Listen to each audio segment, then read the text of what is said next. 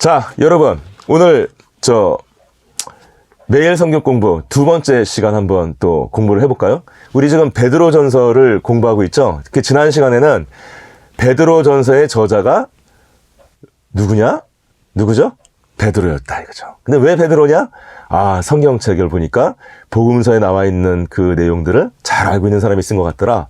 그리고 사도행전에 베드로에 관련해서 나와 있던 그 내용들이 베드로전후서에도 이렇게 잘 나와 있더라. 유사하게 나와 있더라. 그리고 그 당시에 연구했던 그 신학자들이, 초기 신학자들이 이 책은 베드로가 쓴 거라고 다 인정하더라. 이렇게 해서 이제 이게 베드로다. 이렇게 우리가 알면 되겠습니다.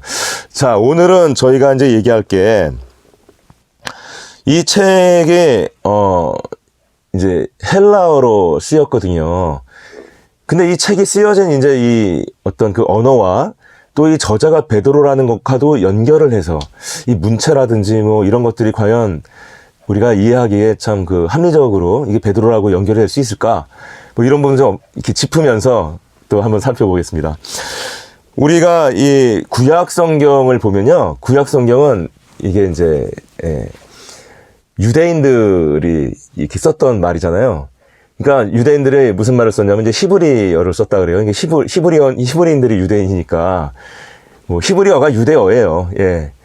근데 이제 그 히브리어로 써 있는 그 성경들이 있었죠. 성경들이 있었는데 어떤 일이 있었죠? 우리가 이제 구약 시대를 제가 뭐 나중에 또 이제 기회가 있으면은 말씀을 드리겠지만 우리가 구약 시대를 보면은 굉장히 이제 중요한 어떤 사건들이, 이 지점들이 나오는데, 그 중에 하나가 뭐냐면은, 알렉산더 대왕의 출현이에요.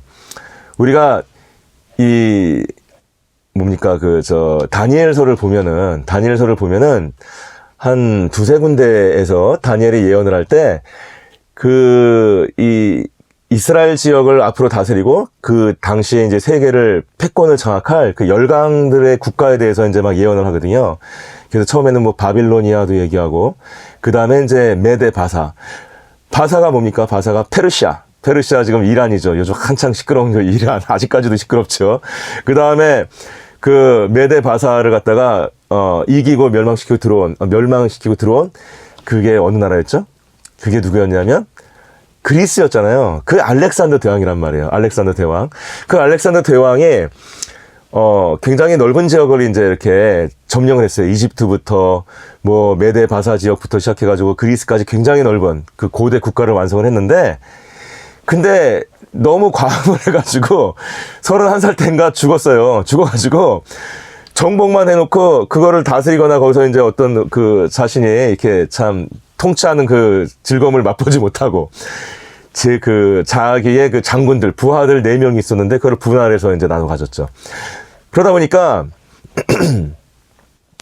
그 당시에 이제 이 이스라엘 지역도 어떻게 본다면은 알렉산더 대왕의 점령 치하로 들어간 거예요. 예, 들어가서 알렉산더 대왕의 점령 치하 들어왔으면은 어느 나라가 된 거예요, 이게?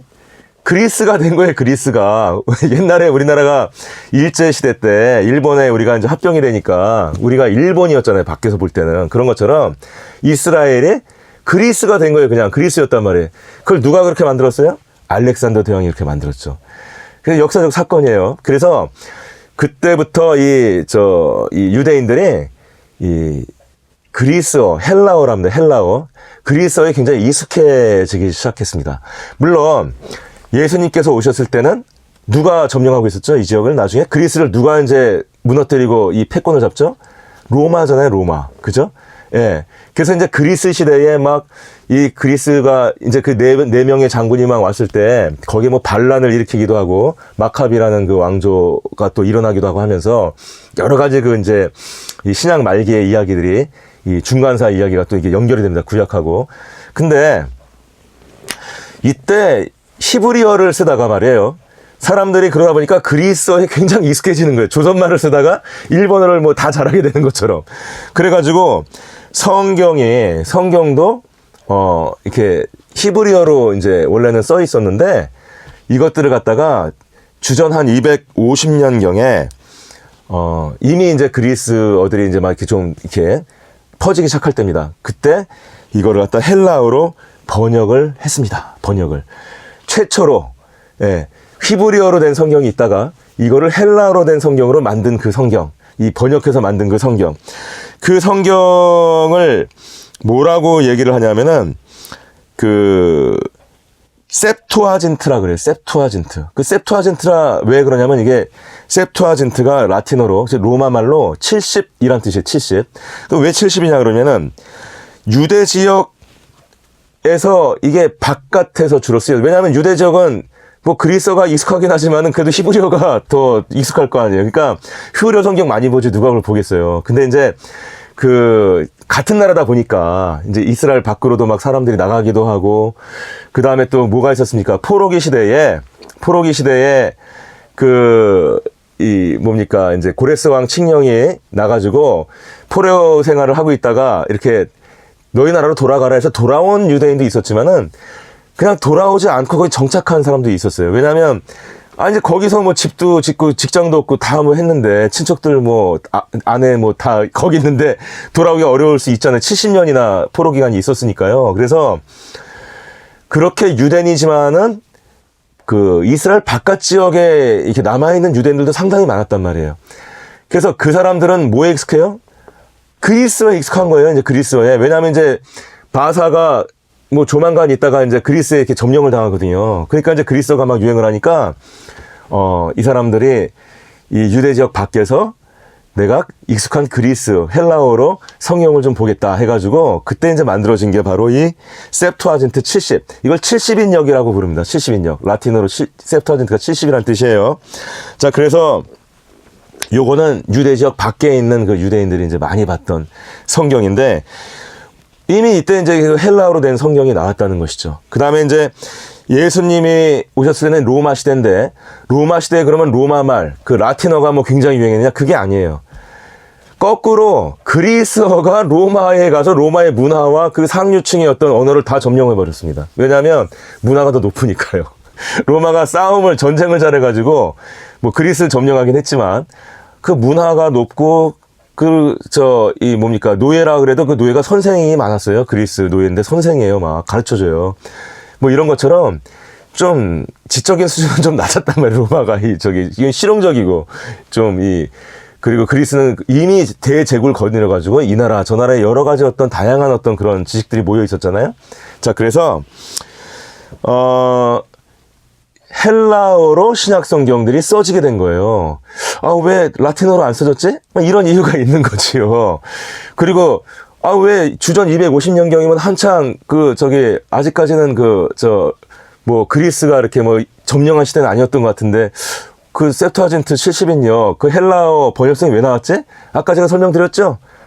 그 포로기 이후에 돌아오지 않은 그 유대인들이 또 바깥쪽에 많이 있고 그분들이 이제 그리스에 익숙하고 또 그분들이 쓰고 싶은 어떤 그런 성경들이 있었다는 말씀을 제가 드렸습니다. 자, 그래서 지금 이 베드로전서는 헬라어로 쓰였어요. 그러면 우리가 이제 이렇게 물어볼 수가 있죠. 자, 베드로는 원래 누굽니까? 어디 사람이죠? 유대인이잖아요. 근데 베드로의 원래 직업이 뭐죠? 베드로의 직업은 어부예요, 어부. 어부가 그 당시에 공부를 많이 했을까요? 안 했을까요? 외국어를 막 유창하게 하고 있는, 지금 우리나라도 교육수준이 굉장히 높지만 어부를 평생 하시는 분인데 뭐 영어나 뭐 외국어를 막 유창하게 한다. 이런 경우는 좀 드물잖아요. 그죠? 예. 그분들이 못나서가 아니라 그럴 필요가 없잖아요. 예, 뭐 고기 잡는 데 뭐가 필요해요. 근데 이제 그러니까 사람들이 이게 베드로가 이걸 썼다면 베드로가 어부인데 근데 이렇게 유창하게 이렇게 글을 쓸 수가 있었을까요? 헬라어, 그리스어로 성경을 쓸 수 있었을까? 그 베드로가 맞을까? 뭐 이렇게 또 생각을 해본 거지요. 근데 우리가 그 베드로의 어떤 그 지적인 능력 또는 뭐 이 문장력에 대해서 이렇게 설명하고 있는 성경 구절이 있습니다. 그 성경 구절이 있는데 사도행전 4장 13절을 보면 그때 이제 그 베드로 사도가 이제 막 전도를 하고 다니고 복음을 전파하고 다니고 사람들이 막 이제 뭐 설교를 들으면 막 굉장히 많은 무리들이 막 5,000명씩 막 이렇게 막 복음을 받아들이고 막 이러니까 그 예수님을 죽였던 사람들 있잖아요. 그 대제사장이라든지 뭐 제사장 직정이라든지 뭐 이런 사람들, 이 사람들이 왜 죽였어요 예수님을? 그때 너무 인기가 좋아지고 막 백성들이 따르니까 이게 일단 자기들의 어떤 그런 입장하고 좀 부딪히는 것 같고, 자기들의 어떤 이권을 놓칠 것 같기도 하고, 그 다음에 이런 군중들이 만약에 선동을 당해가지고 로마의 반란이라도 이렇게 되면은 좀 여러 가지 어려워질 수도 있고, 뭐 하여간 자기네들의 어떤 정치적인 입장, 자기는 기득권자예요. 그 로마의 치하에서도.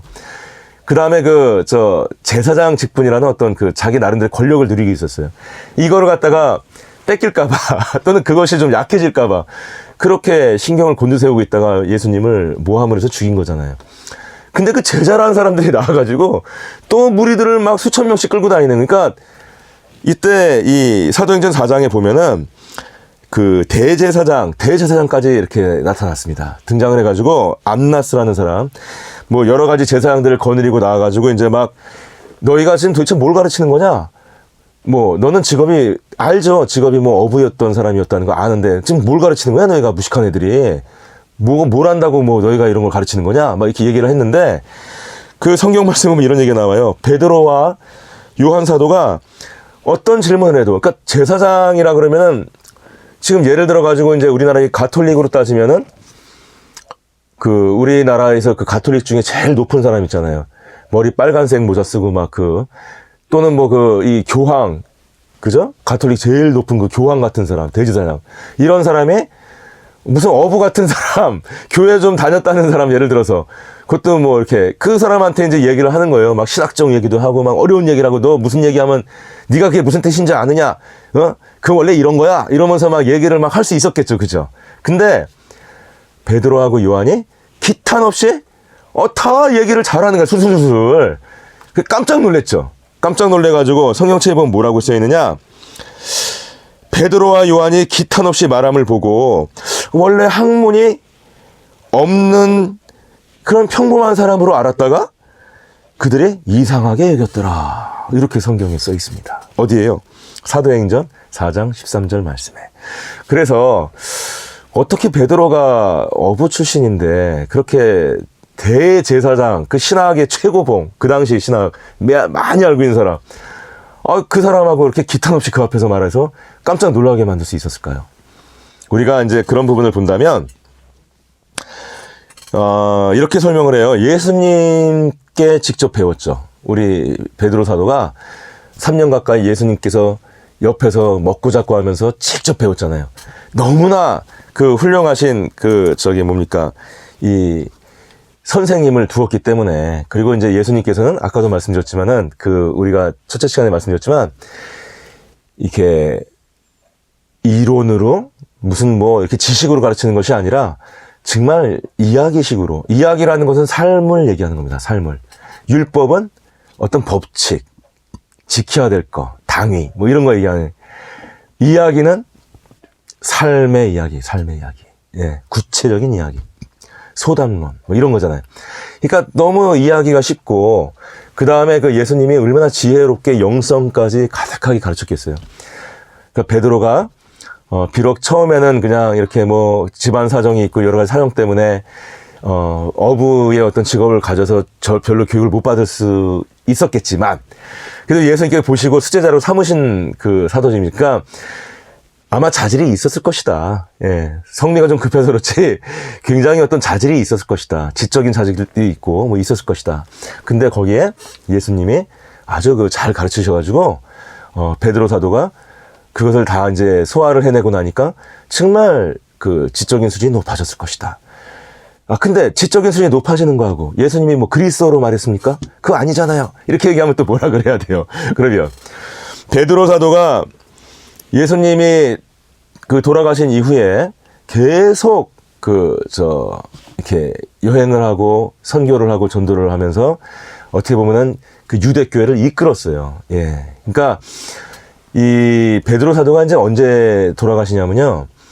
여러분 네로 황제라고 아시죠? 네로 황제. 아주 폭권. 로마에 막 불을 지르고 자기가 황제인데 예? 지금 우리 대통령이 예를 들어서 서울에다가 불을 지르고 그걸 바라보면서 눈물을 흘리면서 시를 읽고 싶어서 큰 그 시였던 그 시상을 자기가 얻고 싶어가지고 대통령이 서울시에 불을 지르고 그냥 미친 거죠, 미친 거. 아주 뭐 사람의 어떤 생각을 할 수 없는데. 그래서 그 불을 질러 놓고서는 이제 이 국민들이, 로마 시민들이 이제 막 화가 나가지고 이제 이게 도대체 이게 어떻게 된 거야? 누가 불을 질렀냐? 이게 막 반란이 일어날 지경이 되니까 무서워진 거예요, 또. 그래가지고 그 죄를 몽땅 다 누구한테 돌려요? 기독교인들한테 돌리잖아요, 기독교인들한테. 그렇지 않습니까? 그때 우리가 여러분 쿼바디스라는 영화, 제가 언젠가 뭐 할 기회가 있을지 모르겠는데, 베드로 사도께서 그때가 64년이에요. AD 64년.